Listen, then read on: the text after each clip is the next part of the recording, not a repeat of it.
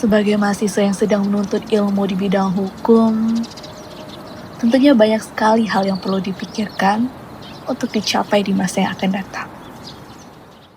Sejumlah kasus korupsi di Indonesia pernah menjadi sorotan. Bukan hanya karena pelakunya, tapi juga kerugian negara yang ditimbulkan. Pada Juli 2019, Mendagri pernah menegur 103 kepala daerah terkait aparatur sipil negara yang terlibat dalam kasus korupsi di Pemda. Kemendagri mencatat dari 2.357 ASN yang harus dipecat, 2.259 berdinas di Pemda.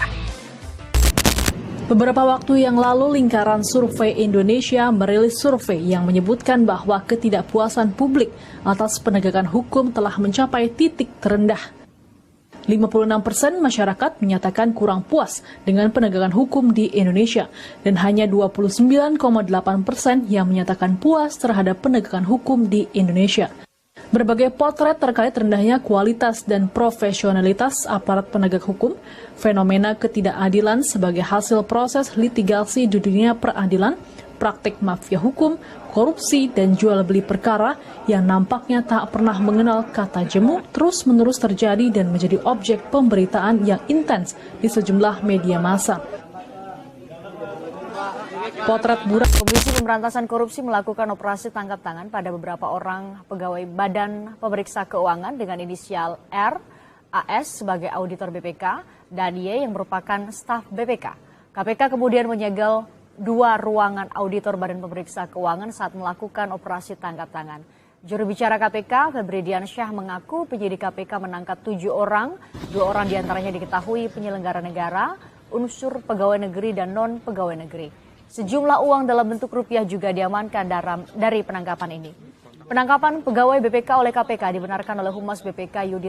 Profesi hukum menjadi salah satu pilihan yang selalu menyelimuti kami mahasiswa dalam merencanakan karir di masa yang akan datang. Hakim menjadi salah satu dari banyaknya profesi hukum yang menarik dan terlihat berwibawa untuk dijadikan pilihan.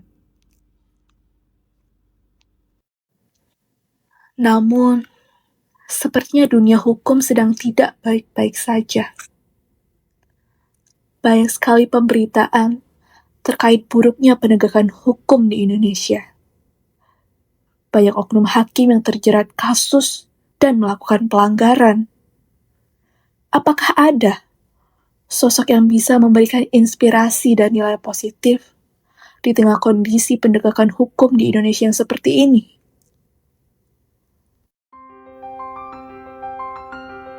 Mengenal tokoh Artijo Alkostar. Beliau lahir di Situbondo 22 Mei 1948.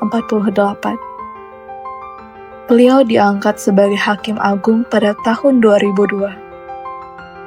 Selama perjalanan karirnya sebagai Hakim Agung, beliau telah menyelesaikan sebanyak 19.708 perkara di Mahkamah Agung, dan 842 kasus diantaranya merupakan kasus korupsi.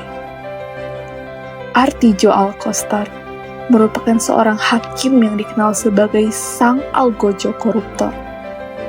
Beliau merupakan hakim yang patut untuk diteladani karena ia memiliki keberanian, ketegasan, kejujuran, kesederhanaan, dan integritas yang kuat. Keberanian dan ketegasan yang beliau miliki tergambar dari kasus-kasus yang pernah beliau tangani selama ini. Beliau tidak pernah takut bersikap tegas untuk memperberat hukuman dalam perkara tindak pidana korupsi yang sedang ia tangani.